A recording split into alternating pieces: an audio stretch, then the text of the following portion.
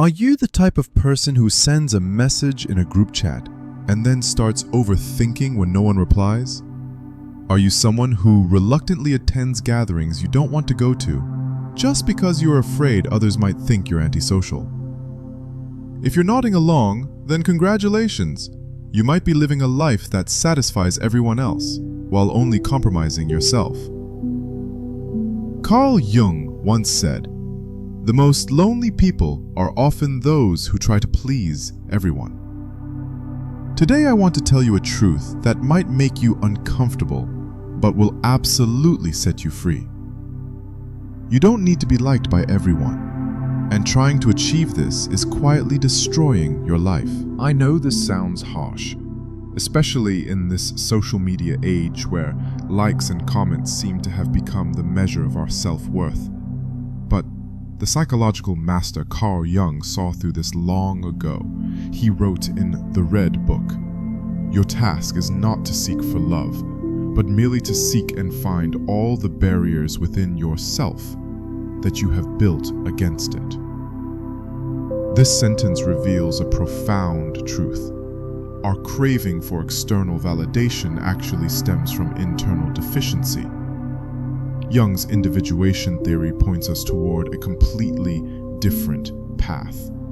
This path requires us to confront three core issues: the deep psychological mechanisms behind people-pleasing personality, the tension between authentic self and social expectations, and how to build an internal value system independent of others' evaluations.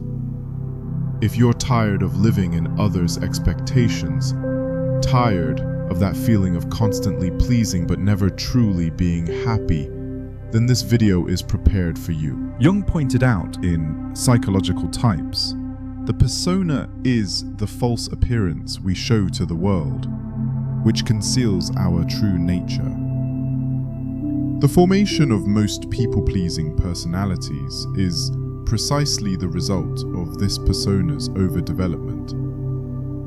In Jung's theoretical framework, pleasing behavior stems from a primitive survival strategy. Infants gain attention through crying, toddlers gain security through compliance. If this conditioned behavioral pattern is not corrected in time, it will continue into adulthood. Imagine this scenario. Your friend invites you to go hiking on the weekend, but you actually prefer to rest at home. What would you do? A. Directly say, "Sorry, I want to rest." B. Make an excuse to decline. C. Go against your own wishes and participate. If you chose C, then you've fallen into what Jung called the persona trap. You think you're maintaining relationships, but actually, you're betraying your authentic needs. Jung wrote in The Undiscovered Self, the greatest danger for modern people comes not from external threats, but from internal division. This division is precisely the core characteristic of people-pleasing personality. The conflict between external compliance and internal authentic needs. Jung elaborated an important viewpoint in the process of individuation. Individuation does not mean individualism, but rather means better realizing personal uniqueness while maintaining meaningful connection with the collective. This provides a theoretical foundation for us to resolve the contradiction between authentic expression and social acceptance. The key is not to choose between extreme pleasing or extreme self-centeredness, but to find a dynamic balance. Suppose you have an idea at work, but you know this idea might challenge existing practices and might make some colleagues uncomfortable. What would you do? A. Stay silent, not wanting to offend anyone. B. Speak out directly, regardless of what others think. C. Find a way to both express your viewpoint and respect others. Choosing C embodies what Jung called the transcendent function, the ability to find a third path between opposites. Jung wrote in Psychology and Alchemy, "True wisdom lies not in avoiding conflict, but in learning to maintain one's center within conflict."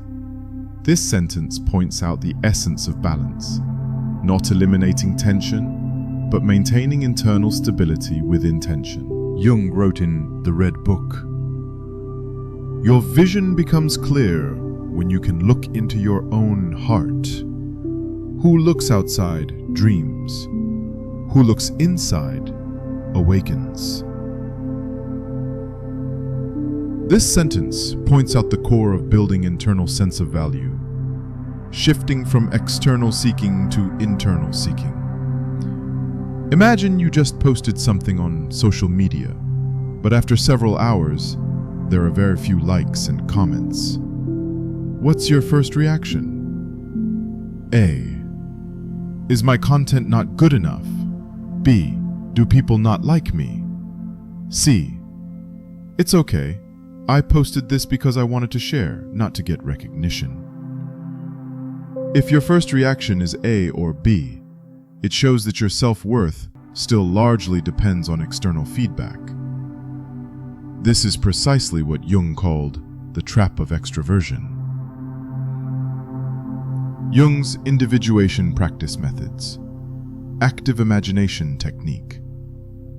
Jung described this method in Memories, Dreams, Reflections. Through dialogue with inner images, we can access deeper wisdom. Regularly engage in internal dialogue, asking yourself, what do I really want? Are my actions consistent with my inner values? Shadow integration work. Jung said, "We do not become enlightened by imagining figures of light, but by making the darkness conscious.